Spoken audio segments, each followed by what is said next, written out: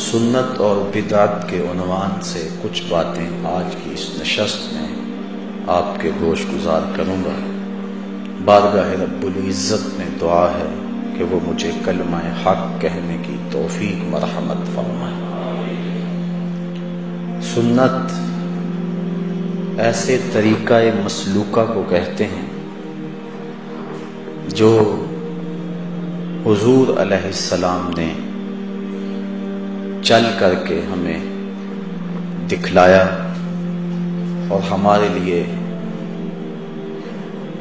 قابل عمل وہ راہیں زندگی کا حسن ہے، اور انہی راہوں پہ چلنے سے ہمیں دنیا آخرت کی بہتریاں نصیب ہو سکتی ہیں۔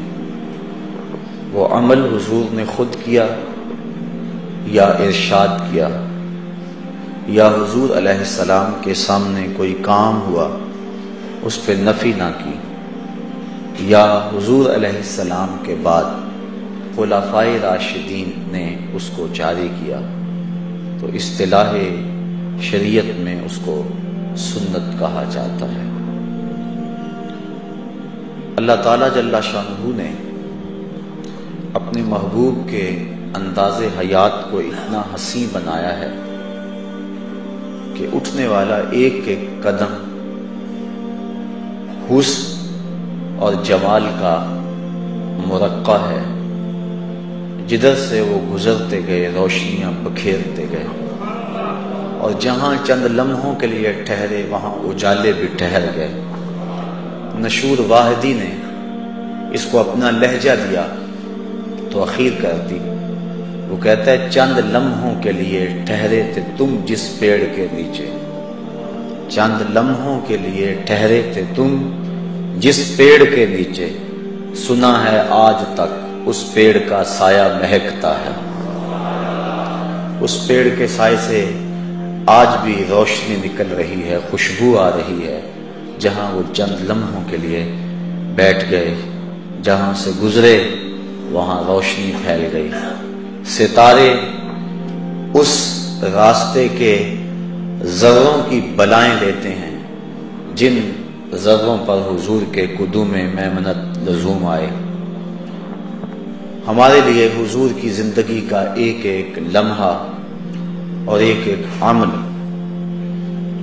ایسا روشن راستہ ہے جس پر چل کر ہم اپنی دنیا بھی اور آخرت بھی بہتر کر سکتے ہیں۔ آقا کریم علیہ السلام نے اپنی سنت پر چلنے کی ترغیب ارشاد فرمائی، اور ارشاد فرمایا میں تمہارے اندر دو بھاری چیزیں چھوڑ کے جا رہا ہوں، ایک اللہ کی کتاب، دوسرا اس کے نبی کی سنت۔ ان دونوں کو مضبوطی سے تھام لو، کبھی بھی گمراہ نہیں ہوگے۔ کتاب و سنت کے دامن کو تھامنے والا ہدایت کی راہوں کا مسافر ہوتا ہے۔ اور دوسرے ایک اور مقام پر ارشاد فرمایا، علیکم بسنتی وسنت الخلفاء الراشدین المہدیین، تمہارے اوپر میری اور میرے خلفائے راشدین جو کہ ہدایت کا نشان ہیں ان کی سنت لازم ہے، اور فرمایا اس کو داڑوں کی مضبوطی سے پکڑ لو۔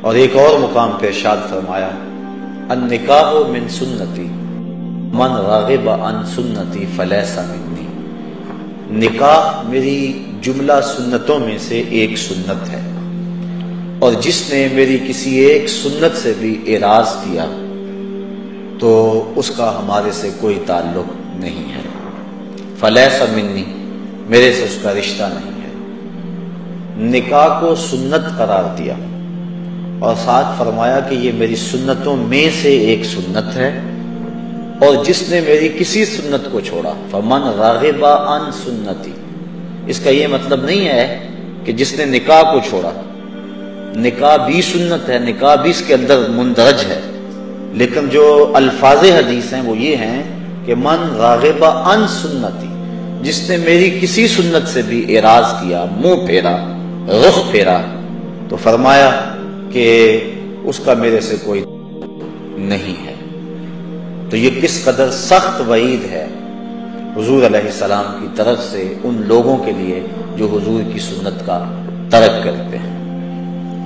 بلکہ آقا کریم علیہ السلام نے فرمایا کہ 6 اشخاص ایسے ہیں جن پر اللہ نے بھی لعنت بھیجی ہے، اللہ کے رسول نے بھی لعنت بھیجی ہے، اور ان کے اندر فرمایا وَالتَّارِكُ لِسُنَّتِي، ایک وہ ہے جو میری سنت کا تارک ہے۔ اور جو شخص حضور کی سنت پہ عمل کرتا ہے، ایک روایت حضور علیہ السلام نے ارشاد فرمایا من حافظ علی سنتی اکرمہ اللہ تعالی باربع خصال، جس نے میری سنت کی حفاظت کی، میری سنت پر عمل کیا، میری سنت کی راہوں پہ چلا، اللہ تعالیٰ جل شانہ اس کو 4 چیزیں عطا فرماتا ہے۔ پہلی چیز المحبت فی قلوب البررہ، جو نیک لوگ ہیں عامل سنت کی محبت نیک لوگوں کے دل میں اللہ ڈال دیتا ہے۔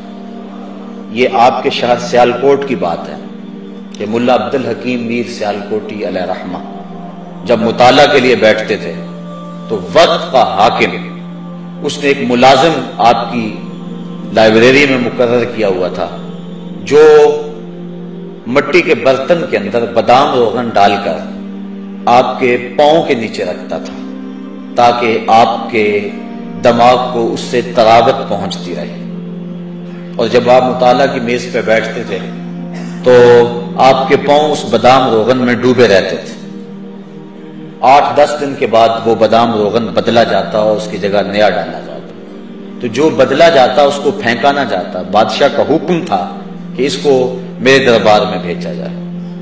بادشاہ جب اپنے بچوں کے ساتھ کھانا کھانے بیٹھتا تو چھوٹی چھوٹی رکابیوں کے اندر وہ بادام روغن بھی ہوتا اور اپنے بچوں کو کہتا اسے کھاؤ اسے کھاؤ، اس نے ایک عالم دین کے قدموں کو بوسے دیے ہوئے۔ تو کبھی یہ قدر تھی اہل علم کی، لیکن آج نہ تو وہ علماء رہے اور نہ ان کے وہ قدردان رہے۔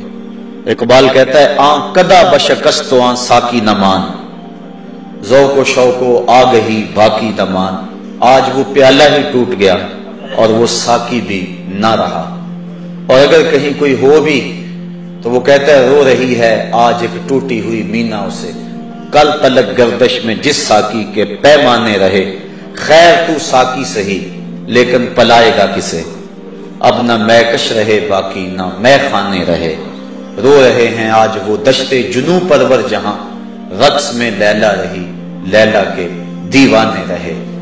لیکن اس گئے گزرے دور میں بھی جبکہ اہل حق کی قدر میں زبردستی کمی واقع ہوئی ہے، یہ بات آج بھی موجود ہے کہ جو عامل ہو، شریعت اسلامیہ کے ساتھ مخلص ہو، تو اس دور کے اندر بھی اسے عزت کی نظروں سے دیکھا جاتا ہے، اور یہ عمل بالسنہ کا نتیجہ ہے۔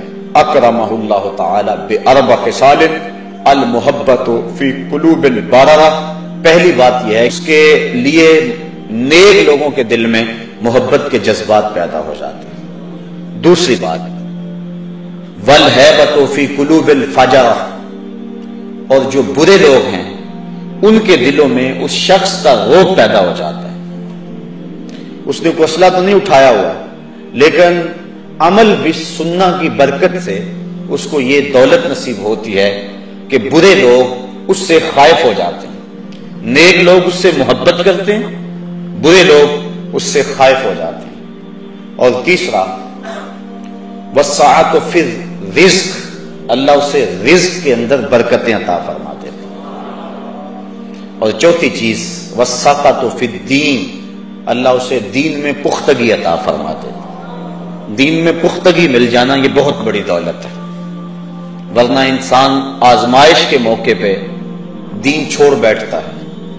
آج کل جو دور ہے، آج تو لوگ چائے کی پیالی پہ دین بیچ دیتے ہیں، لیکن جو عامل سنت ہوگا اس کو جو 4 خصلتیں اور خوبیاں اللہ عطا فرماتا ہے، ان میں سے ایک خوبی یہ ہے اس شخص کو دین کے اندر ثقافت اور مضبوطی نصیب ہو جاتی ہے۔ اس لیے اللہ تعالیٰ مجھے آپ کو توفیق عطا فرمائے کہیں حضور کی سنت کا کوئی عامل ملے تو اس کی قربت اختیار کرنی چاہیے۔ ویسے بھی امام خویری نے ایک روایت نقل کی ہے، سیاتی زمان علی امتی یفرون من العلماء والفقہاء فیبتلیہم بثلاث، فرمایا میری امت پہ ایک ایسا وقت بھی آئے گا لوگ علماء و فقہاء کی صحبت سے دور بھاگیں گے، ان لوگوں کی مدرسیں اجڑ جائیں گی، اہل علم کے حلقے ویران ہو جائیں گے۔ ایک وقت آئے گا، پھر کیا ہوگا؟ اللہ ان لوگوں پہ 3 طرح کے عذاب مسلط فرمائے گا۔ یرفع البرکۃ من کسبہم، پہلا عذاب یہ ہے ان کے رزق سے برکت اٹھا لی جائے گی، یعنی رزق کی کمی نہیں ہوگی لیکن برکت نہیں ہوگی۔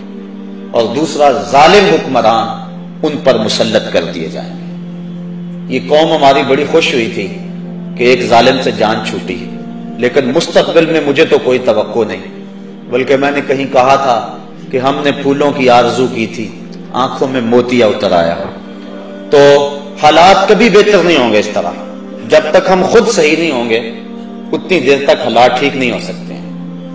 اللہ کی رحمت کی چھتری بن کے حکمران ہمارے اوپر نہیں آ سکتے جب تک ہم اپنے عمل زندگی کو نہ بدلیں۔ کسی نے حجاج بن یوسف کو کہا کہ تو نے حضرت عمر فاروق کا دور خلافت دیکھا ہے، تو ان جیسا عادل حکمران کیوں نہیں بن جاتا؟ تو اس نے جواباً کہا تبازروا اتعمر لکم، تم ابو ذر کیوں نہیں بنتے؟ تم ابو ذر جیسے عوام بن جاؤ، میں عمر جیسا حکمران بن جاتا۔ تو جس طرح کے لوگ ہوں گے ان کے اوپر حکومت کرنے والے بھی اسی طرح کے لوگ آئیں گے۔ یہ ہمارے اعمال بد کی سزا ہوتے ہیں، بلکہ اللہ تعالیٰ قرآن مجید میں ایک موقع پہ ارشاد فرماتا ہے اگر تم اس کے حکموں کو توڑو گے تو تمہارے اوپر اور نیچے سے عذاب آئے گا۔ اوپر کا عذاب کیا ہے؟ نیچے کا عذاب کیا ہے؟ اوپر کا عذاب بارشیں، آسمان سے پتھروں کا برسنا، طرح طرح کے عذاب ہیں، آندھیاں اوپر کا عذاب ہے۔ نیچے کا عذاب زلزلے ہیں، اور زمین کا جو ہے وہ فصل نہ دینا، یہ نیچے کا عذاب ہے۔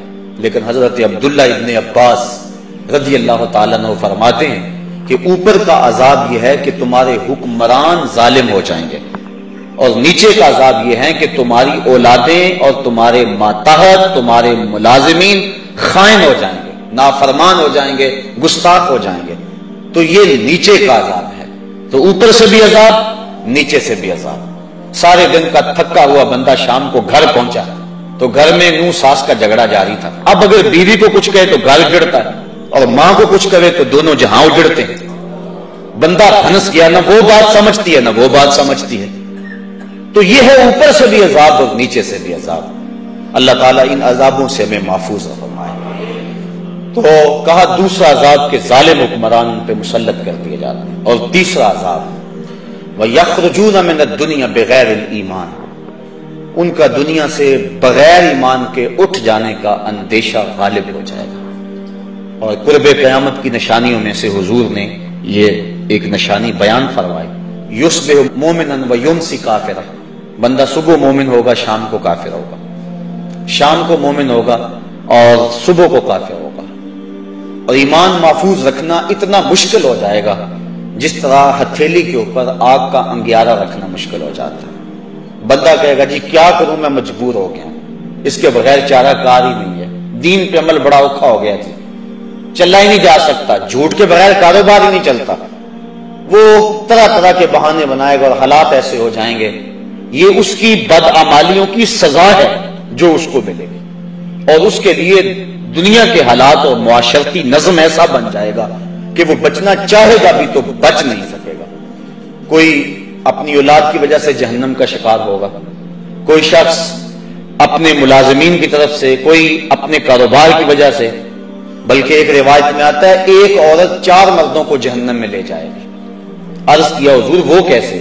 فرمایا ایک عورت کو جہنم کا حکم ہوگا، وہ عرض کرے گی مالک میرے باپ کو بلایا جائے، بلایا جائے گا، یا اللہ یہ میرا باپ اور میں اس کی بیٹی، میری تربیت کا جوہر تو اس کے ہاتھ تھا، آج جن گناہوں کے سبب سے میں جہنم میں جا رہی ہوں تو اس کا ذمہ دار یہ ہے، اس نے میری دینی خطوط پہ تربیت نہیں کی۔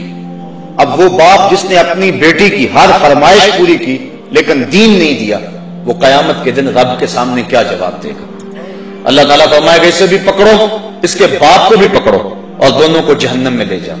عرض کرے گی نہیں مالک میرے بھائی کو بلایا جائے، بھائی کو بلایا جائے، یہ میرا بھائی اور میں اس کی بہن، میں اس کی غیرت تھی، میں جب بے پردہ گھر سے اپنے لبوں پر حیا کی لالی سجا کر سڑکوں پہ آتی تھی، اس کے غیرت کا جنازہ نہیں نکلتا تھا، اس نے کبھی مجھے روکا تھا، اس نے کبھی مجھے منع کیا تھا؟ اگر اس کی غیرت جاگتی، اس میں احساس موجود ہوتا تو میں اتنی آوارہ نہ ہوتی کہ آج مجھے جہنم میں اس کی سزا بھگتنا پڑتی۔ اب وہ بھائی کیسے جواب دے گا جس کو خود چوکوں اور موڑوں پہ کھڑا ہونے کا چسکا ہے، اور وہ کالج کے دروازوں پہ کھڑے ہو کر کے اپنی نظروں کو تسکین دیتا ہے اور سمجھتا ہے کہ میری بہن دوسروں کی نظروں سے محفوظ ہے؟ کل قیامت کے دن وہ بھی جواب نہیں دے سکے گا۔ اللہ تعالیٰ فرمائے گا اسے بھی پکڑو، اس کے باپ کو بھی پکڑو، بھائی کو بھی پکڑو، جہنم میں لے جاؤ۔ عرض کرے گی نہیں مالک میرے خامد کو بلایا جائے، بلایا جائے گا، یہ میرا خامد، اس کی اطاعت میرے اوپر لازم تھی۔ طلاق کی دھمکی ایک ایسی بات اس کے پاس تھی کہ مجھے جو چاہتا منوا لیتا، مجھے اپنے انداز میں ڈھال لیتا۔ ماں باپ کے گھر میں میری جیسی بھی زندگی گزری تھی، گزر گئی تھی، لیکن جب میں اس کے ہاں آئی تھی تو یہ اپنا رنگ مجھے دے دیتا۔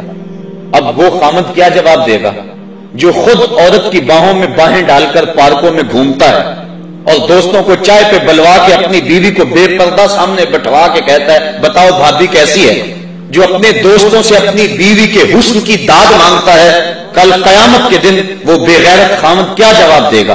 اللہ تعالیٰ فرمائے گا اسے بھی پکڑو، اس کے باپ کو بھی پکڑو، خامن اور بھائی کو بھی پکڑو اور جہنم میں لے جاؤ۔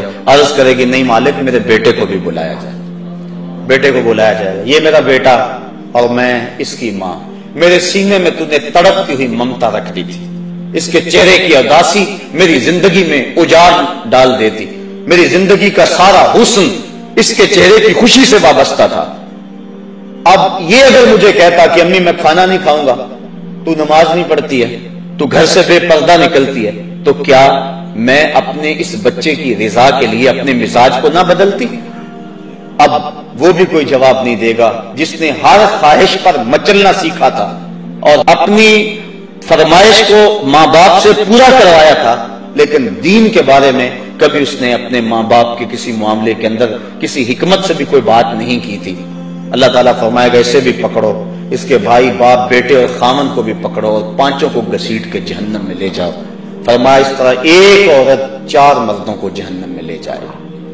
تو صاحبو یہ زندگی ہماری گزر رہی ہے، ہم دیکھیں کہ ہم کسی کی شامت اعمال سے نہ پھنس جائیں، اپنے معاملات کو بھی حسن دیں اور نیکیوں کے نور سے اپنے من میں اجالے کی کوشش کریں، اور دوسرا اپنے ارد گرد کے جو لوگ جن کی ذمہ داری ہمارے اوپر ہے، کل قیامت کے دن ہم سے ان کے بارے میں پوچھا جائے گا، قُوا أَنفُسَكُمْ وَأَهْلِكُمْ نَارًا، کہ اپنے آپ کو اور اہل خانہ کو جہنم کی آگ سے بچا لو۔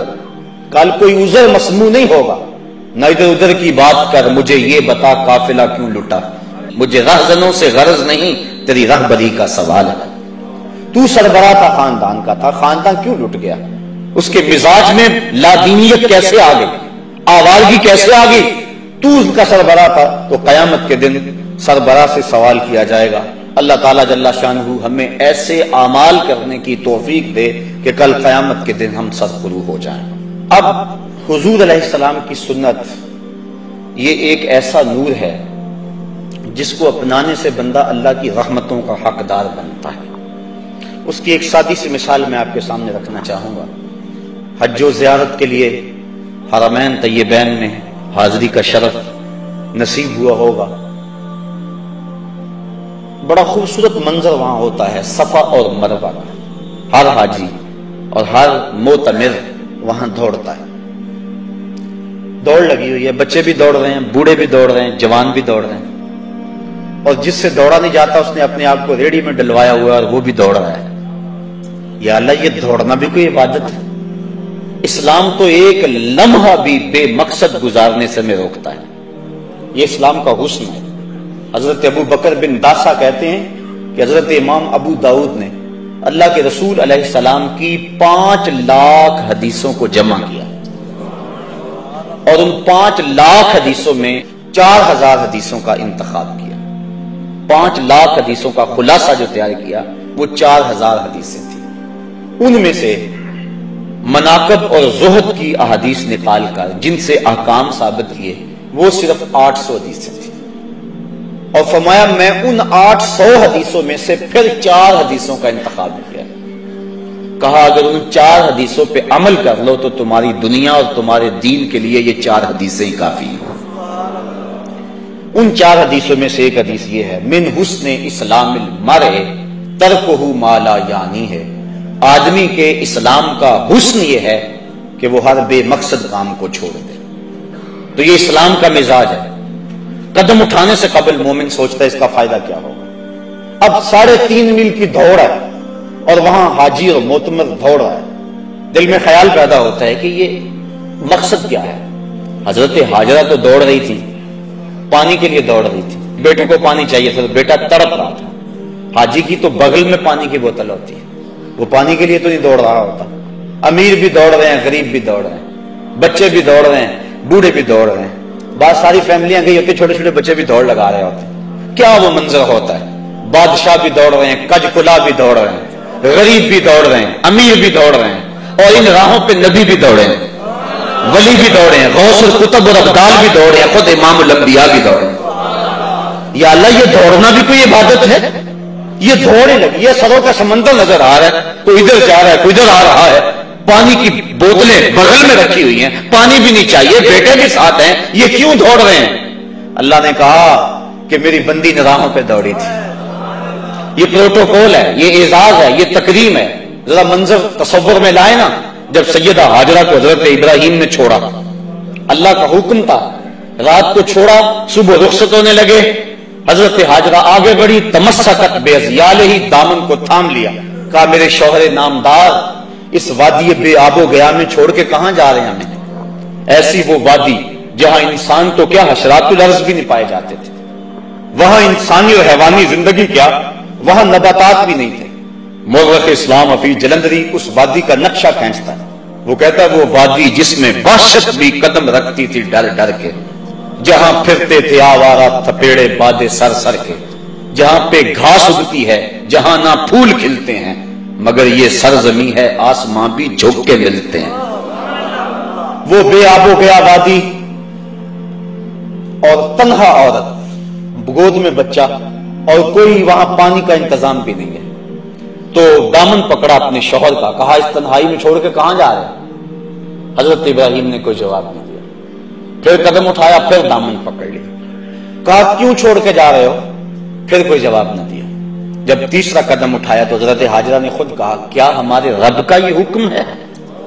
کالا نعم، کہا ہاں، کہا پھر خیر سے جائیے، اگر اس کا حکم ہے اللہ کی قسم وہ ہمیں ضائع نہیں ہونے دے۔ پھر وہاں حضرت ہاجرہ نے دن اور رات گزارے، وہاں دن کو خوف آئے، پہاڑ ایسے محیط جیسے فولاد پگھلا کے ڈال دیا گیا، اور وہاں اشراط الارض بھی نہیں ہے، اور اللہ کی بندی نے حد کر دی اللہ پر توکل کی۔ آسان کام نہیں تھا، یہاں تو بڑے بڑے پہلوانوں کے پتے پانی ہو جائیں، اور ایک عورت ذات اور محیط پہاڑ اور رات اور دن اور تنہائی اور غربت اور معصوم بچہ، پانی نہ ملا تو ضائع ہو جانے کا ڈر الگ۔ لیکن سیدہ ہاجرہ نے بھی اللہ پر توکل کی حد کر دی، کہا تو نے بھی حد کر دی، لیکن کل قیامت تک جن راہوں پہ تو دوڑی تھی میں بھی نبیوں اور ولیوں کو ان راہوں پہ دوڑاؤں گا۔ تو یہ عبادت قرار پایا، اس بندی کی ادا کو ادا کیا جا رہا ہے۔ کیوں یہاں کیوں سارے دوڑ رہے ہیں؟ اور اللہ کی رحمتیں ان دوڑنے والوں پہ اترتی ہیں جو اس راہ پہ دوڑتے ہیں، اللہ کا کرم ہو جاتا ہے ان کے اوپر، اس کے بعد سر منڈوا کے عمرہ مکمل۔ ان راہوں پہ دوڑ، جن راہوں پہ سیدہ ہاجرہ چلی تھی ان راہوں پہ چلو تو عمرہ مکمل ہوتا ہے۔ تو یارو جن راہوں پہ امام الانبیاء چلے تھے، اگر کوئی اس طریقہ مسلوکہ پہ چلتا ہے تو اللہ اس پہ اپنی کتنی کرم نوازیاں فرماتا۔ اور ہم صحابہ کو دیکھتے ہیں، انہوں نے ساری زندگی اتباع سنت میں گزاری تھی۔ حضرت انس بن مالک رضی اللہ تعالیٰ عنہ کو کسی نے دیکھا کہ شوربے سے کدو شریف کے ٹکڑے نکال نکال کے کھا رہے۔ کسی نے پوچھا یہ کیا کر رہے ہو؟ کہا مجھے نہیں پتا، ایک دن میں نے حضور کو یوں کرتے دیکھا تھا۔ یعنی یہاں تک اتباع سنت ہے، انسان اپنے مزاج کو نہیں بدل سکتا۔ میرے آپ سے محبت کا رشتہ بڑا گہرا ہو سکتا ہے، لیکن آپ کا مزاج اپنا، میرا مزاج اپنا۔ گھر کے افراد خانہ کا مزاج مختلف ہوتا ہے. بعض کا بڑی اماں کو مسئلہ بن جاتا ہے کہ آج پکائیں کیا. ایک بچہ یہ کھاتا ہے، دوسرا یہ نہیں کھاتا ہے، یہ چیز فلاں نہیں کھائے گا، یہ چیز فلاں نہیں کھائے گا. تو گھر کے افراد محبت بھی بڑی گہری، لیکن آپس میں انسان کی جو طبیعت ہے اس میں ہم آہنگی نہیں ہوتی ہے. لیکن صحابہ پہ قربان جائیں، انہوں نے اپنے مزاج کو بھی حضور کے مزاج میں ڈھال دیا. کہا میں اس لیے کدو کھا رہا ہوں کہ یہ حضور کو پسند تھا. اللہ اکبر. اور حضرت امام مالک نے فتویٰ دیا، فرمایا جو کہتا نا مجھے کدو شریف پسند نہیں، اسے کوڑے مارے جائیں، اس لیے کہ اس کو تو میرے آقا نے پسند کیا. اللہ اکبر. تو یہ ہے حضور کی سنت کے اتباع کا جذبہ. حالانکہ یہ کدو شریف کو اختیار کرنا یہ سنن زوائد میں سے. اگر کوئی شخص اس کی طبیعت نہیں بھی راغب، یہ نہ کہے کہ میں نہیں پسند کرتا، یہ نہ کہے. امام مالک کہتے ہیں اس کو کوڑے مارے جائیں. لیکن اگر فرض کرو کوئی نہیں کھاتا، کئی قسم کے کھانے پڑے ہوئے اس کے سامنے، کدو شریف بھی موجود ہے، وہ نہیں کھاتا، نفی بھی نہیں کرتا، نہیں بھی کھاتا، شریعت اس پہ کوئی قدغن نہیں لگاتی. کیوں؟ اس لیے کہ یہ سنن خدا سے نہیں ہے، یہ سنن زوائد سے. لیکن صحابہ نے سنن زوائد کا بھی انتظام رکھا، تو سنن خدا کا عالم کیا ہوگا. اور آج جس معاشرے میں ہم جی رہے ہیں، یہاں سنت کی تو پرواہ نہیں کی جاتی. سنت کیا، فرضوں کی پرواہ نہیں کی جاتی. کیسا ماحول اور کیسے حالات آ گئے، اور ہمارے اوپر جو طرح طرح کی نحوستیں اور عذاب نازل ہو رہے ہیں، اس کی ایک اہم وجہ یہ ہے، اور لازمی یہ وجہ ہے، کہ ہم نے حضور کی سنت سے رخ پھیر لیا ہوا ہے. اور حضور علیہ السلام کی سنت سے منہ پھیرنا یقیناً اللہ کے محبوب کی ناراضگی کا باعث ہے. امام قرطبی نے ایک روایت نقل کی ہے. آ جا کے سہارا تو یہ ہے نا کہ حضور شفاعت کریں گے، لیکن حضور فرماتے ہیں جس نے میری سنت سے منہ موڑا، کل قیامت کے دن میں اس کی شفاعت نہیں کروں گا. یہی تو ایک سہارا ہے. اور اگر حضور نے بھی شفاعت نہ کی تو بتاؤ کہ ہمارا آسرا کیا رہ جائے گا.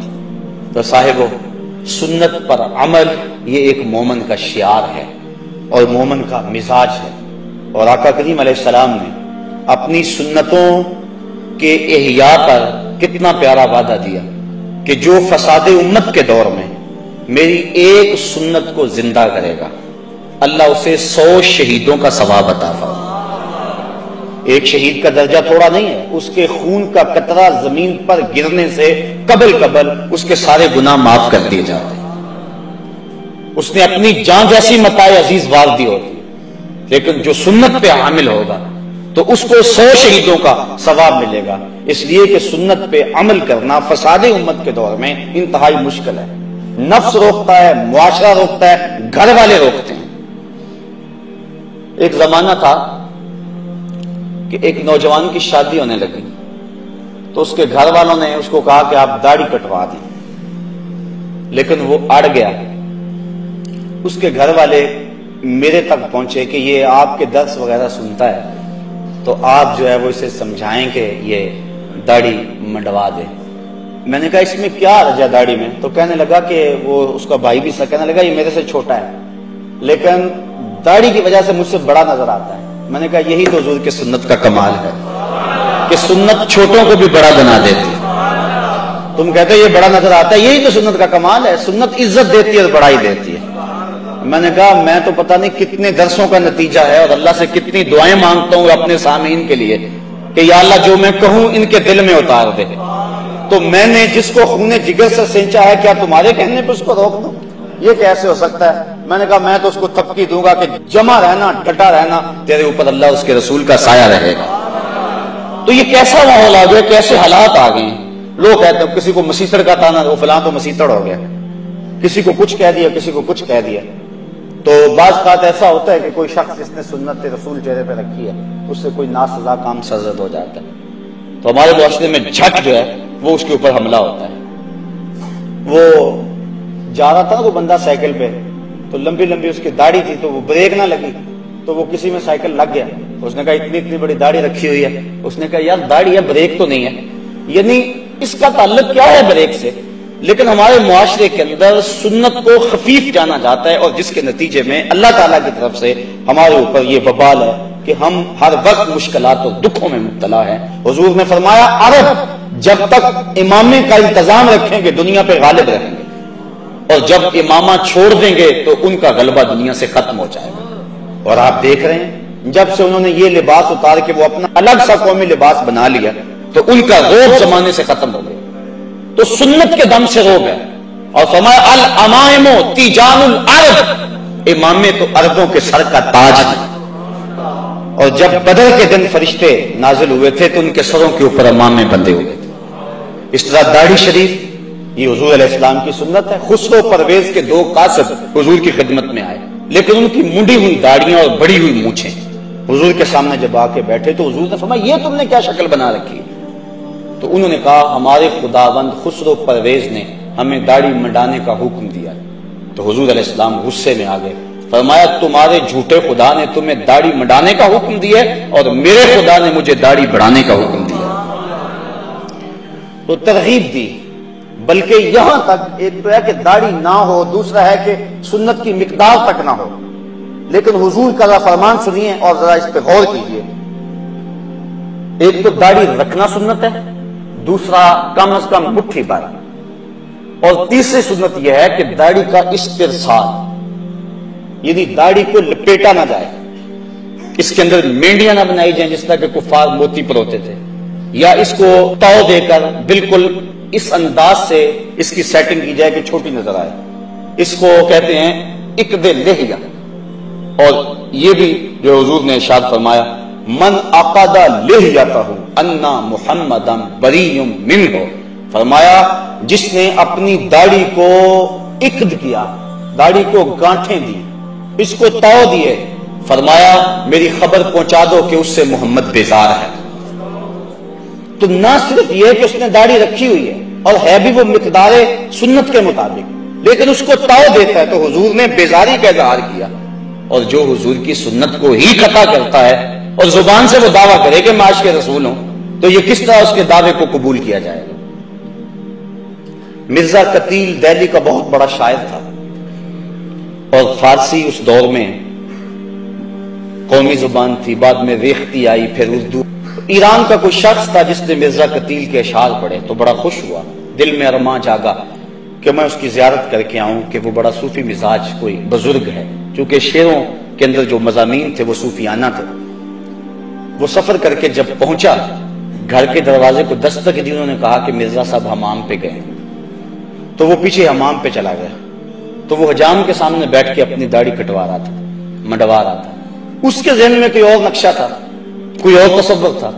جب اس نے اس حال میں دیکھا تو کہنے لگا مرزا یہ کیا کر رہے ہو، داڑھی تراش رہے؟ تو وہ شاعر تھا، اس نے کہا کہ میں داڑھی تراش رہا ہوں، اپنا ہی منہ چھیل رہا ہوں، کسی کا دل تو نہیں تراش رہا۔ تو اس نے کہا کہ یہ تو سمجھتا ہے میں کسی کا دل نہیں تراش رہا، یہ تو حضور کا دل تراش رہا ہے، یہ تو حضور کو تکلیف پہنچا رہا ہے۔ بس بعض اوقات کوئی ایک جملہ بھی ایسا ہوتا ہے کہ وہ دل پہ اتر جاتا ہے، تو فوراً وہ چیخ مار کے بے ہوش ہو گیا، گر پڑا، اور جب ہوش آئی تو مرزا قتیل نے کہا تعال اللہ چشمم باز کر دی، مرا با جانے جاں ہم راز کر دی، تو نے تو میری آنکھ کھول دی اور مجھے یار کی چوکھٹ تک پہنچا۔ تو سنت کا اتباع، اور یہ صرف داڑھی میں ہی نہیں ہے، صرف امام میں بھی نہیں، یہ لباس کی سنت ہے۔ اس کے علاوہ حضور کا جو عمل زندگی ہے، ساری زندگی حضور علیہ السلام نے کسی کو تکلیف نہیں پہنچائی، دکھ نہیں دیا کسی کو، غریبوں، بیواؤں اور یتیموں کی مدد کرتے تھے، اور بوڑھی عورتوں کا سامان اٹھا کر کے حضور جہاں وہ کہتی وہاں اتار آیا کرتے تھے، وہاں رکھ آیا کرتے تھے۔ یہ سارے حضور کے طریقے ہیں، اور ان طریقوں کو اپنانے والا حضور کا محبوب ہوتا ہے۔ حضرت مجدد الفسانی علیہ رحمہ فرماتے ہیں کہ حضور کی سنت کے اتباع سے بڑھ کر خدا تک پہنچانے والا کوئی اور وظیفہ نہیں ہے۔ سب سے بڑا وظیفہ جو اللہ تعالیٰ تک پہنچاتا ہے بندے کو، وہ حضور کی سنت کا اتباع ہے۔ اس لیے حضرت خواجہ بزرگ شاہ نقشبند بخاری علیہ رحمہ آپ فرماتے ہیں کہ ہمارا کام سنت کا احیاء کرنا ہے اور شریعت کو رواج دینا ہے۔ ہم دنیا کے اوپر پیری مریدی کے لیے نہیں آئے ہیں، ہم تو اللہ اور اس کے محبوب علیہ السلام کے نظام کو رائج کرنے اور حضور کی سنت کو عام کرنے کے لیے آئے ہیں۔ تو حضور کی سنت کا اتباع ہر معاملے میں اور ہر حال میں یہ ہمارے اوپر ایک تو لازم ہے۔ دوسری بات بدعت، بدعت کیا ہے؟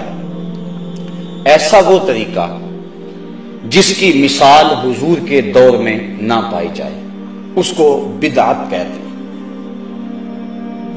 حضرت مجدد الفسانی علیہ رحمہ آپ فرماتے ہیں بدعت وہ ہے جس سے رفع سنت ہو، یعنی سنت کی جگہ پر رکھیں اور سنت اس سے اٹھ جائے تو وہ بدعت ہو۔ جس کا داڑھی منڈوانا ہے تو سنت کو قطع کر کے اس کی جگہ یہ چیز آئی، تو جو رافع سنت ہوگی اس کو بدعت کہیں گے۔ اس بات کے اندر بھی بہت ساری غلط فہمیاں ہیں جو لوگوں کے دل و دماغ اور ذہنوں میں موجود ہیں۔ وہ کہتے ہیں کہ جو بھی کام کرو اس کو بدعت قرار دے دیتے ہیں، جبکہ ایسا نہیں ہے۔ بدعت اس کو کہتے ہیں کہ جس کی سابقہ مثال حضور کے دور میں نہ ہو۔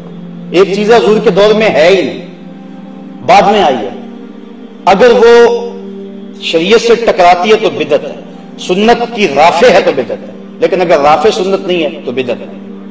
مثال کے طور پہ موجودہ دور میں ایٹم بم ہے، یہ اس وقت پاکستان کے پاس سرمایہ ہے اور اس کو اسلامی بم کہا جاتا ہے، تیغ و تبر اور تلواریں یہ اس کی مثال بنے گی۔ اس دور میں اونٹوں پر اور گھوڑوں پہ سفر ہوتا تھا، اب ہم گاڑیوں پہ سفر کرتے ہیں تو یہ خلاف سنت نہیں ہوگا۔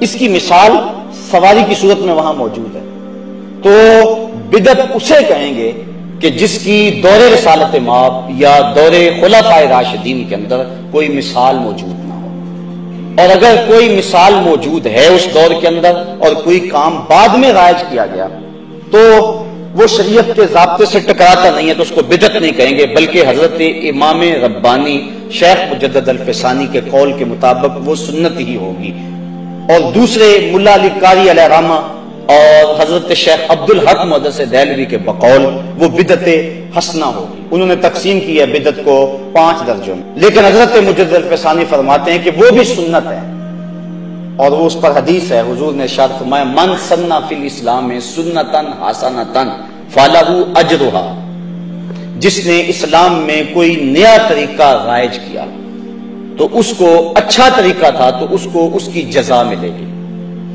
اور جس نے بھی اس طریقے کے مطابق اس کو دیکھ کر عمل کیا اللہ تعالیٰ جل شانہ اس عمل کرنے والے کو بھی جزا دے گا، اور جس کے ذریعے سے ترغیب ہوئی بغیر کسی کمی کے اللہ اس کو بھی اتنا ہی اجر عطا فرمائے گا۔ اور آگے فرمایا من سنّ فی الاسلام میں سنتن سیئۃ فعلیہ وزرھا، تو جس نے اسلام کے اندر کوئی غلط طریقہ رائج کیا تو اس کے اوپر اس کی سزا ہے۔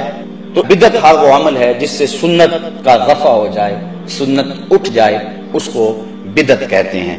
پھر موجودہ دور کے اندر کچھ نئی چیزیں جو کہ اس دور میں ہیں اور اسلام کی روح کے منافی نہیں ہیں، اس کو بدعت کا الزام دے کر ان چیزوں کو ختم کرنے کی ضرورت نہیں، لیکن شریعت کے مزاج سے اگر کوئی چیز ٹکراتی ہے، کوئی نیا عقیدہ کسی نے گھڑ لیا، کوئی نیا عمل کسی نے گھڑ لیا جس کی اسلام میں مثال ہی موجود نہیں ہے، تو وہ بدعت ہوگا۔ حضرت عمر فاروق رضی اللہ تعالی عنہ نے جب دیکھا مسجد نبوی کے اندر کہ کچھ لوگ متفرق صلاۃ التراویح پڑھ رہے ہیں تو آپ نے ان سب کو جمع کیا اور حضرت ابی بن کعب رضی اللہ تعالی عنہ کو بلایا اور ان کو بلا کر کے کہا کہ تم ان کی جماعت کرواؤ تاکہ یہ لوگ اکٹھے ہو کے پڑھ لیں۔ عشاء کی نماز اور وتر کی جماعت حضرت عمر فاروق نے خود کروائی، لیکن جو تراویح تھی وہ حضرت ابی بن کعب رضی اللہ تعالیٰ عنہ نے کروائی۔ یہ وہ صحابی تھے جن کی آواز بڑی اچھی تھی، اور ایک دن یہ پڑھ رہے تھے کہیں اور حضور علیہ السلام سن رہے تھے، انہیں نہیں پتا تھا کہ حضور سن رہے ہیں، یہ اپنے گھر میں اپنے مکان میں کسی گوشے کونے میں پڑھ رہے تھے، حضور سن کے خوش ہو رہے تھے۔ انہوں نے تلاوت ختم کی، بعد میں جب حضور سے ملاقات ہوئی تو آقا کریم علیہ السلام نے فرمایا کہ ابی تم بڑا خوبصورت پڑھ رہے تھے، مجھے تمہارا پڑھنا بڑا پسند آ رہا تھا۔ حضرت ابی کا جواب سنیے، حضرت ابی کہنے لگے حضور اگر مجھے پتا ہوتا کہ آپ سن رہے ہیں تو میں اور سوار سوار کے پڑھتا۔ اب یہاں حاشیہ لگایا ہے اعلیٰ حضرت نے، ذرا اس پہ توجہ چاہوں گا۔ اعلیٰ حضرت فرماتے ہیں کہ کسی کے دکھانے کے لیے پڑھنا تلاوت کرنا ریاکاری ہے کہ نہیں؟ کسی کو دکھانے کے لیے میں اگر اس لیے تقریر کروں کہ آپ کہیں کہ بابا کمال ہو گئی ہے، اس لیے میں نقطے بیان کروں آپ کہیں حد ہو گئی ہے، تو یہ میرا سب کچھ جو ہے وہ ریاکاری ہوگا، کوئی مجھے ثواب نہیں ہوگا۔ اگر میرا مقصد ہے کہ آپ تک کوئی پیغام حق پہنچانا ہے، اللہ کا دین پہنچانا ہے، میں تمہارے تک کوئی بات پہنچانی ہے، اس جذبے کے ساتھ بات کروں تو یہ میرا دین ہے۔ لیکن اگر مجھے ہو کہ اس بات پہ لوگ سبحان اللہ زیادہ کہیں گے، اس پہ زیادہ خوش ہوں گے، یہ بات بڑی اچھی ہے، اور میں اس انداز کے ساتھ اپنی گفتگو کو مرتب کروں تو یہ دینداری نہیں ہوگی، دنیا داری ہوگی۔ میرا مقصود یہ ہونا چاہیے، بلکہ حضرت شیخ شہاب الدین سہروردی علیہ رحمہ عوارف المعارف کے اندر لکھتے ہیں کہ جو بیان کرنے والا ہے اس کی زبان لوگوں سے محو گفتگو ہو، لیکن اس کا دل اپنے رب کے ہاں کشکول کی صورت میں پھیلا ہوا ہو اور عرض کرے مالک لفظ میرے ہیں، تاثیر تو بھر دے، اور اللہ سے لمحہ لمحہ توفیق مانگے۔ تو حضرت شیخ شہاب کہتے ہیں پھر ہو ہی نہیں سکتا کہ بات سننے والوں کے دلوں تک ترازو نہ ہو، یہ دعا ساتھ مانگتا رہے۔ تو کسی کے دکھلاوے کے لیے قرآن پڑھنا، نعت پڑھنا وغیرہ سب کچھ یہ ریاکاری کہلاتی ہے۔ تو حضرت ابی بن کعب کہتے ہیں کہ مجھے پتا ہوتا کہ آپ سن رہے ہیں، میں اور سنبھالتا۔ تو اعلیٰ حضرت فرماتے ہیں کہ پھر یہ ریاکاری ہونی چاہیے، فرمایا ریاکاری نہیں، اس لیے کسی اور کے دکھلاوے کے لیے ریاکاری ہے، لیکن حضور کے دکھلاوے کے لیے کیا جائے تو وہ ریاکاری نہیں ہے، چونکہ حضور کی رضا حاصل کرنا اللہ کی رضا حاصل کرنا۔ اللہ اکبر۔ تو حضرت ابی بن کعب چونکہ بہت اچھا پڑھتے تھے، تو حضرت سیدنا عمر فاروق رضی اللہ تعالیٰ نے ان کو کہا کہ تم نماز پڑھاؤ۔ اس طرح انہوں نے نماز پڑھائی، کافی لوگ اکٹھے ہو گئے جو متفرق پڑھتے تھے، جو ہے وہ بھی اکٹھے جماعت بن گئے۔ تو حضرت عمر فاروق نے جب دیکھا تو بڑے خوش ہوئے اور خوش ہو کے فرمانے لگے نعمت البدعۃ ھذہ، یہ بڑی اچھی بدعت ہے بدعت لیکن ہے بڑی اچھی۔ یہ جو صلاۃ التراویح ہے یہ حضرت عمر فاروق کے دور کی ہے۔ اس طرح عربی میں خطبہ کہا کرتے تھے اور اس کو سننا مسنون ہے، اور اس میں آپ کنکر بھی نہیں ہلا سکتے۔ اور وہ کیا جو اذان ثانی کے بعد جو ہے وہ خطبہ دیا جاتا ہے، جس میں درمیان میں امام بیٹھتا ہے، عربی خطبہ۔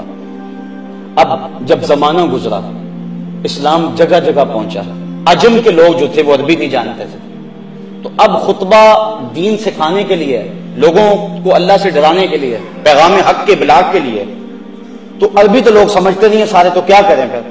تو علماء نے مل بیٹھ کے یہ سوچا اور اس پہ اجتہاد کیا کہ ایک اذان پہلے دے دیں اور اذان ثانی سے قبل اردو میں یا کوئی جس علاقے کا رہنے والا ہے اس زبان کے اندر وہ ایک الگ خطبہ دے دیں، تاکہ اس سے لوگوں کو مسائل دینیاں سمجھائے جائیں، اور جو اصل روح ہے وہ سنت رفع نہ ہو۔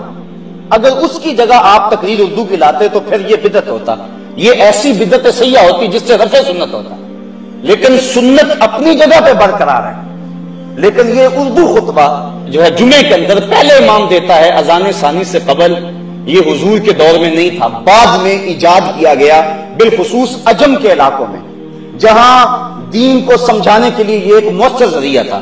تو اب یہ بالکل بدعت ہے، لیکن اس کو بدعت سیاح نہیں کہیں گے، تمام مسالک کے لوگ ایسا کرتے ہیں، کیونکہ اگر یہ بھی نہ ہو تو لوگوں تک پیغام کیسے پہنچے۔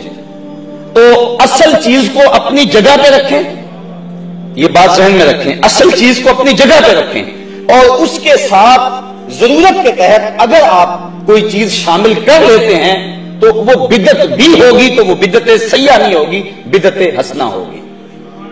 اب سلطان صلاح الدین ایوبی نے جب حالات پہ قابو پایا تو آپ جانتے ہیں کہ اس دور میں جو خلفاء تھے ان کا حال کیا تھا۔ جب اذان ہوتی تو اذان سے قبل ان کے نام کے قصیدے پڑھے جاتے، تو سلطان صلاح الدین ایوبی نے یہ بات جاری کی اور علماء سے تصدیق لی کہ جب اذان پڑھی جائے تو بادشاہوں کے قصیدے نہ پڑھے جائیں، محمد عربی پہ درود پڑھا جائے۔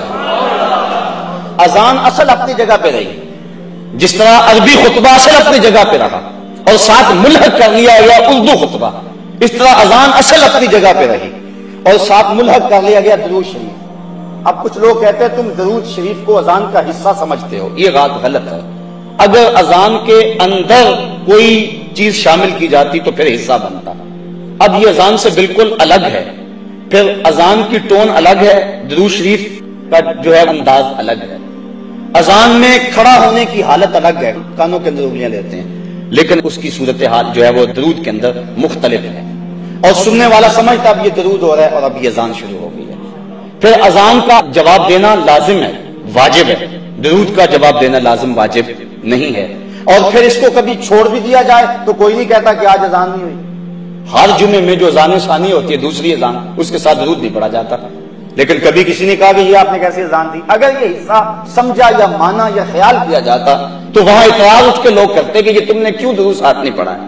تو یہ بات ذہن میں رکھیں کہ یہ اس دور کے اندر ایسا ہوا کہ جبکہ بادشاہوں کے قصیدے پڑھے جاتے تھے تو سلطان صلاح الدین ایوبی یہ وہ شخص ہے جس سے اللہ نے کام لیا تھا، تو اس سے یہ بھی کام لیا گیا، اس نے کہا چھوڑو شاہوں کے قصیدے، اذان سے پہلے محمد عربی کے قصیدے پڑھے۔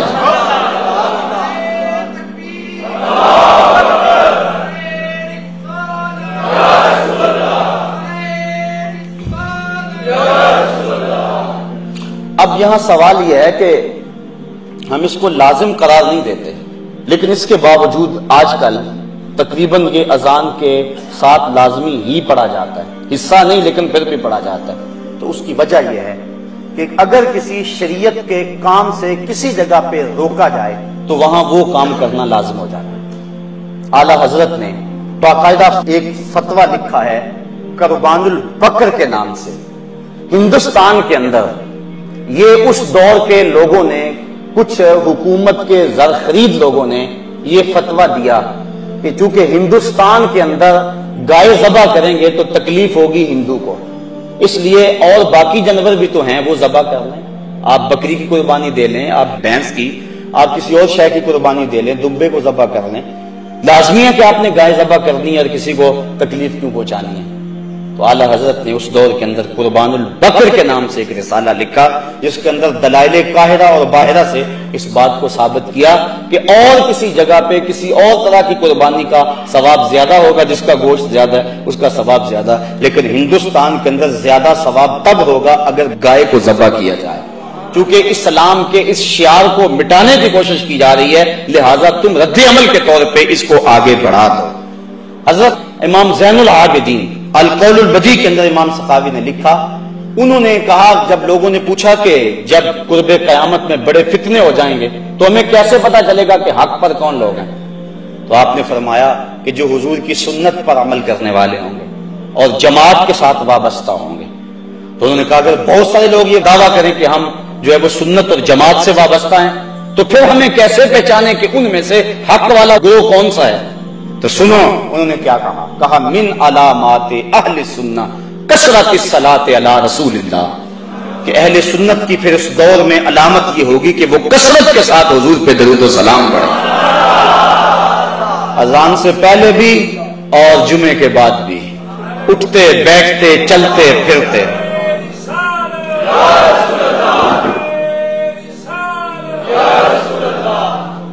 اور یہ بات ذہن میں رکھیں، یہ جو کچھ میں کہہ رہا ہوں انصاف کی بنیاد پہ کہہ رہا ہوں کہ کوئی غلط فہمی میں حضور کے درود پہ اعتراض نہ کر بیٹھے اور آقا کریم علیہ السلام کی رحمتوں سے محروم نہ ہو جائے۔ باقی جو بدعت ہے ہم ڈٹ کے بدعت کہتے ہیں۔ اعلیٰ حضرت سے کسی نے پوچھا کہ یہ جو طاقوں کے اندر چراغ جلاتے ہیں، یہ یہاں بزرگ آتا ہے، درخت کے ساتھ دوپٹہ باندھ دیتے ہیں کہ یہاں شہید کا ڈیرا ہے، یہاں فلاں پیر کی حاضری ہوتی ہے، مختلف جگہوں پہ ہمارے ہاں مروج ہے، تو اس کے بارے میں آپ کی کیا رائے ہے؟ تو ڈٹ کے کہا واہیات ہے اور اس کا جو ہے وہ بند کرنا لازم ہے، کہا اس کا کوئی تعلق نہیں ہے، اس کی کوئی اصل نہیں ہے۔ تو جہاں بدعات تھی ہمارے علماء نے اس کا مواخذہ کیا، کہا کہ نہیں ہے، بالکل ایسا نہیں ہے، لیکن جو حضور کی محبت کو پیدا کرنے کے داعیے تھے وہاں انہوں نے ساری زندگی پر پہرا دیا اور دلائل دیے اور اٹھتے بیٹھتے چلتے پھرتے کہا نام لو مصطفیٰ کا، یہ نام شفا دیتا ہے، اس نام میں برکتیں رکھی ہوئی ہیں اور اللہ کی رحمتوں کا نزول ہے اس نام کے اندر اور کرم نوازی ہے اس نام کے اندر۔ تو صاحبو یہ مضمون اپنے دامن میں بڑی وسعت رکھتا ہے، تو وقت بہرحال مجھے اور آپ کو ملحوظ ہے، اللہ مجھے آپ کو اپنی رحمتوں اور کرم نوازیوں کا حصار دے اور عمل بالسنہ کی توفیق دے۔ یہ اس دور کا اہم اور ضروری اس امن اور سکون اور طمانینت کا ذریعہ ہے کہ حضور کی سنت کا نور مل جائے۔ آج لوگ کہتے ہیں جی ظاہر کا کیا ہے، باطن جو ہے وہ ٹھیک ہو جانا چاہیے، تم اتنا زور دیتے ہو داڑھی پہ، امامے پہ، لباس پہ، کھانے پینے کے انداز میں، زمانہ بدل گیا، دنیا کہاں چلی گئی، اور تم ابھی وہ پرانی باتیں دقیانوسی چھوڑتے نہیں ہو۔ لباس میں کیا، جون سا مرضی بندہ لباس پہن لے۔ میں ایک سادی سی مثال یہاں دیا کرتا ہوں، بات ختم کرتے کرتے میرے ذہن میں آ گئی، میں نے کہا چلو شاید کسی کے دل میں اتر جائے کہ لوگ کہتے ہیں لباس کا کیا ہے، ظاہری پہناوا جو مرضی ہو، بندہ اندر سے مسلمان ہونا چاہیے۔ آج کل یہ بھی بات بڑی چلتی ہے۔ تو میں آپ کو سادے سے الفاظ میں کہنا چاہتا ہوں، اگر کوئی پاکستان کا میجر یا کوئی فوجی انڈین فوج کی وردی پہن لے، اس کو کورٹ مارشل کیا جائے گا کہ نہیں کیا جائے گا؟ وہ کہے وردی کا کیا، مجھے اچھی لگی میں نے پہن لی، اندر سے تو میں پاکستانی ہوں، تو اس کی حب الوطنی تسلیم کی جائے گی؟ سب کہیں گے جب تجھے ظاہر پسند نہیں ہے تو باطن کا اعتبار کیسے کریں؟ بس اس سے بہت کچھ سمجھا جا سکتا ہے، بہت کچھ سمجھا جا سکتا ہے۔ صحابہ کا تو انداز یہ تھا، حضور گزر رہے ہیں، ایک گنبد نما، یہ منع کیا گیا، گنبد نما مکان منع کیا گیا۔ حضور گزرے تو دیکھا ایک مکان بن رہا، کہا کس کا ہے؟ عرض کی یہ فلان ساری کا ہے۔ جواب حضور نے کچھ نہیں دیا، چہرے پہ تھوڑی سی ناگواری آئی اور گزر گئے۔ کسی نے اس کو بتایا آج گزرے تھے حضور، تیرے مکان کو دیکھا تھا، خوش نہیں ہوئے؟ اس نے کدال پکڑی، برابر کر دیا زمین۔ 2-4 دن گزرے، حضور پھر آئے، دیکھا تو وہ مکان نہیں تھا، کہا وہ پرسوں میں گزرا تھا، یہاں مکان تھا۔ عرض کی حضور وہ تو برابر کر دیا گیا۔ کہا بلاؤ، بلایا گیا، کہا یہاں تیرا مکان تھا، کیا ہوا؟ کہنے لگا سنا تھا آپ کو پسند نہیں، سنا تھا آپ کو، میں اور آپ دیکھیں کہ ہمارا کیا کیا حضور کو پسند ہے، صبح سے لے کر شام تک، شام سے لے کر صبح تک، عقیقے ولیمے سے لے کر اپنی زندگی کی آخری ہچکی تک، اپنے کاروبار سے لے کر اپنے گھر کے انداز تک، اپنی زندگی کے ایک ایک لمحے کو دیکھیں، ہمارا کون کون سا عمل حضور کو پسند نہیں ہے، اور پھر اس پہ بار بار سوچیں۔ یہ 2 باتیں میری آخری جو آپ کے سامنے رکھی ہیں، یہ بڑے محبتوں بڑے جذبوں کے ساتھ میں نے آپ کے سامنے رکھی، اور میں نے ان باتوں کے دوران اللہ سے توفیق مانگی، اللہ کرے اتار دے آپ کے دلوں میں، اور آج کے بعد ہماری زندگی میں کوئی تبدیلی آ جائے، اور ہم سوچیں۔ میرے استاذ المکرم ایک جملہ کہا کرتے تھے، آج بھی جب میں ان کا جملہ دہرانے لگتا ہوں تو مجھے وہ چارپائی پر بیٹھے ہوئے نظر آتے ہیں۔ اجاڑ رت کو گلابی بنائے رکھتی ہے میری آنکھ تیری دید سے وضو کر کے۔ آج پھر وہ منظر جاگ پڑتا ہے، جب وہ حدیث پڑھایا کرتے تھے آنکھوں سے آنسو ٹپکتے تھے، جب قرآن پڑھتے تھے لگتا تھا نزول قرآن کا سما بند گیا۔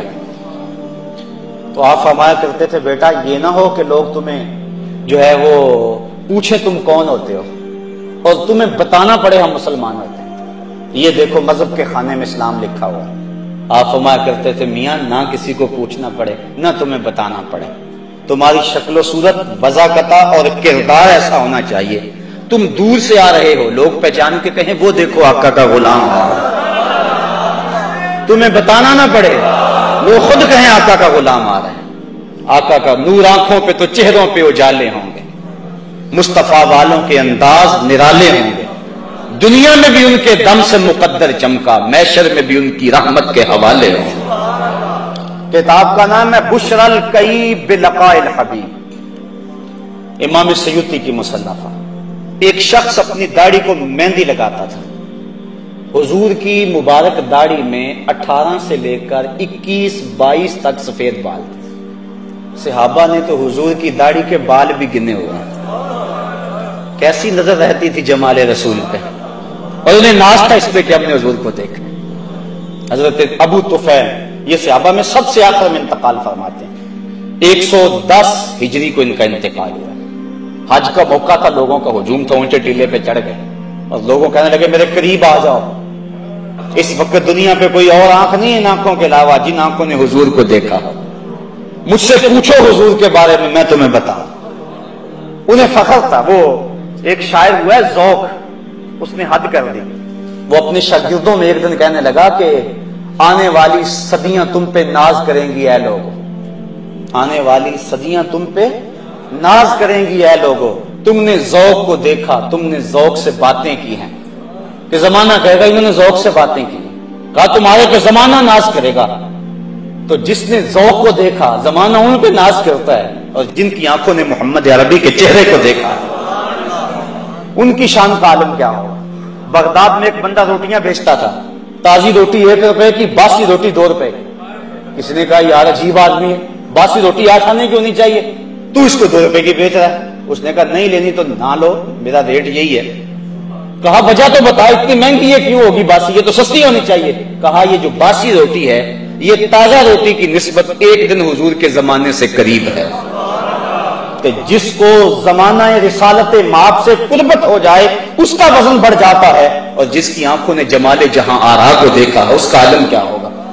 اس لیے وہ فخر سے کہتے ہیں اور دنیا پر اب کوئی آنکھ نہیں ہے جس نے ان کو دیکھا ہو، میں نے دیکھا ہے ان کو، آؤ مجھ سے پوچھو۔ لوگ قریب آ گئے، کہا صف لنا رسول اللہ صلی اللہ علیہ وسلم، بتاؤ حضور کیسے تھے۔ حضرت ابو طفیل کہنے لگے کان رسول اللہ صلی اللہ علیہ وسلم ملیحن مقصدن ابیض، ایک تو نمکین حسن والے تھے، دوسرا چٹی رنگت کے مالک تھے، تیسرا اپنی قد و قامت کے اندر اعتدال رکھتے تھے۔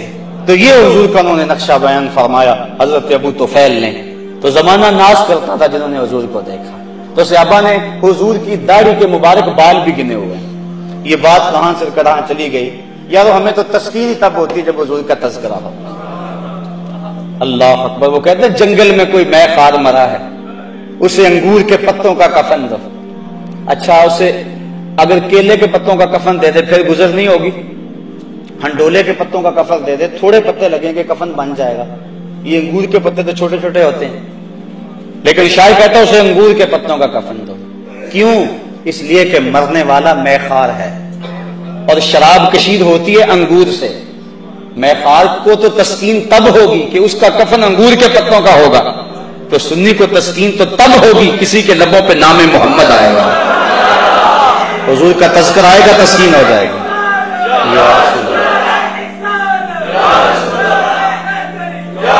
کتاب کا نام ہے بشر الکئی بلقاء الحبیب۔ کہتے ہیں ایک شخص حضور کی داڑھی میں 22 بال تک سفید تھے، 22 تک سفید بال تھے، خضاب کرتے حضور اس کو سرخ مہندی کا۔ ایک نے دیکھا اور اس نے حضور کی سنت کے مطابق اپنی داڑھی کو خضاب سرخ مہندی کا کر لیا، فوت ہو گیا۔ جب قبر میں پہنچا تو نکیرین آ گئے، ایک نے پوچھا من ربوں کا ما دینوں کا، تو دوسرے نے بازو پکڑ کے اس کی داڑھی کی طرف اشارہ کیا، کہا تجھے نظر نہیں آ رہا اس کے چہرے میں اسلام کا نور چمک رہا ہے؟ تو صورت ایسی بناؤ کہ فرشتے بھی پہچان لیں۔ اللہ مجھے آپ کو اپنی رحمتوں اور کرم نوازیوں کا حصار دے۔